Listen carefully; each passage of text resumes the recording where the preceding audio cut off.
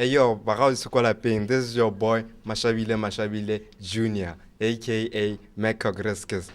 What I'm gonna do here, got a script and I'm gonna run it. I'm your next boy to go to Hollywood.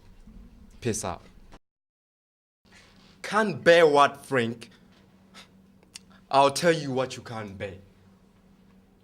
What you can't bear is I'm all educated now. What's up, Frank?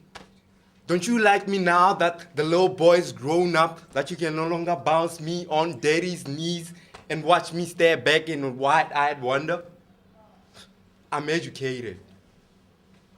I've got what you have.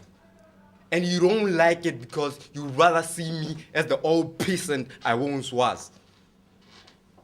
You're like the rest of them. You like to keep your nails thick because that way they still look charming and delightful. Whew. I'm not living under daddy's roof, but you still live here. You left before me and made all the money and made it like you run the world. But now I'm back. I gotta make you suffer now. I'm gonna eat my own money. I've got a room full of books. I know what clothes to wear. I know what wine to buy and which movies to trick my eyes on. I can do without you. I don't need you.